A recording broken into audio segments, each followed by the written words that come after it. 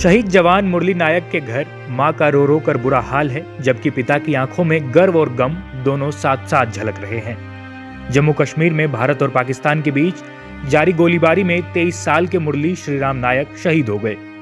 मुरली मुंबई के घाटकोपर इलाके के रहने वाले थे और उस वक्त वीरगति को प्राप्त हो गए जब जम्मू कश्मीर के उरी सेक्टर में दोनों देशों के बीच भीषण गोलीबारी हो रही थी। पाकिस्तान के ओर से हुए फायरिंग का मुंहतोड़ जवाब देते हुए मुरली ने मातृभूमि के लिए अपने प्राण न्यौछावर कर दिए। मुरली को हाल ही में जम्मू कश्मीर के उरी सेक्टर में तैनात किया गया था। उनकी बहादुरी देखिए कि उन्होंने शहीद होने से पहले 5 आतंकियों को ढेर कर दिया। कल शुक्रवार सुबह करीब 3:30 बजे एलओसी पर दोनों देशों के बीच फायरिंग चल रही थी। तभी ड्यूटी निभाते हुए मुरली पाकिस्तानी गोलीबारी का शिकार हो गए और शहीद हो गए। उनके शहादत की खबर जैसे उनके घर पहुंची, पूरे परिवार और गांव में मातम छा गया। मुरली नायक मूल रूप से आंध्र प्रदेश के रहने वाले थे। उनके पिता श्रीराम नायक मुंबई के घाटकोपर इलाके में काम करते थे। उन्होंने बेटे मुरली को मजदूरी कर पढ़ाया लिखाया। मुरली ने 2022 में भारतीय सेना में भर्ती होकर अपने पिता के सपनों को साकार किया। उनकी ट्रेनिंग नासिक के देवलाली आर्मी कैंप में हुई थी। मुरली की पहली पोस्टिंग असम में और फिर पंजाब में हुई। हाल ही में उन्हें जम्मू कश्मीर के उरी सेक्टर में तैनात किया गया था। एलओसी पर सुबह करीब 3:30 बजे दोनों देशों के बीच फायरिंग चल रही थी। तभी ड्यूटी निभाते हुए मुरली पाकिस्तानी गोलीबारी का शिकार हो गए और शहीद हो गए। यह खबर जैसे उनके घर पहुंची, पूरे परिवार और गांव में मातम छा गया।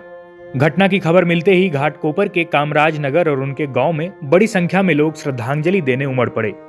आंध्र प्रदेश के मुख्यमंत्री चंद्रबाबू नायडू ने भी मुरली नायक को श्रद्धांजलि अर्पित की और परिवार के प्रति संवेदना व्यक्त की।